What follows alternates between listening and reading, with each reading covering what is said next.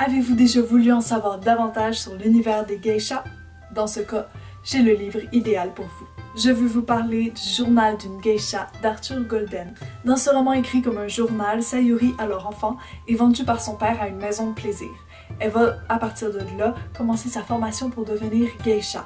Et peu à peu, elle va un peu monter dans les échelons de la geisha. Être geisha est un art en soi et elles doivent apprendre à célébrer et à représenter la beauté sous toutes ses formes.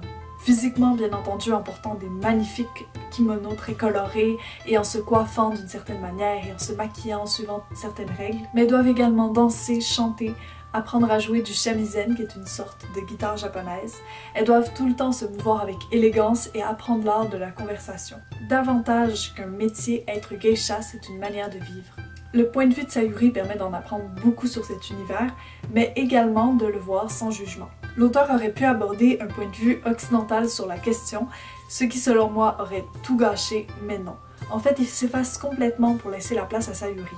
Le regard est donc pas tout à fait neutre, mais il n'est pas très tranché non plus, étant donné que Sayuri, si elle n'a pas choisi de devenir geisha, considère tout de même que c'est sa plus grande chance dans la vie. Et puis c'est un récit de vie, alors il se passe pas mal d'affaires. Sayuri va faire beaucoup de rencontres, va se faire des ennemis, mais également des alliés. Et il y a une histoire d'amour impossible. De nombreux événements surviennent et Sayuri va devoir se battre contre d'abondantes embûches. C'est un roman passionnant qui nous plonge avec habileté dans le milieu des quartiers de plaisir de Kyoto, qui nous apprend beaucoup sur le Japon de l'époque et sur ce milieu. D'ailleurs, je vous conseille également le film qui est visuellement magnifique et très bien adapté du roman.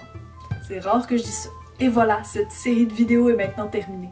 C'était beaucoup de travail, mais j'ai beaucoup aimé pouvoir vous partager tous ces livres au courant de la semaine. Maintenant, j'espère juste que vous n'êtes pas trop fatigué de voir ma face et que vous avez aimé l'expérience. Je vous souhaite donc plein d'excellentes lectures très variées et je vous dis à la prochaine.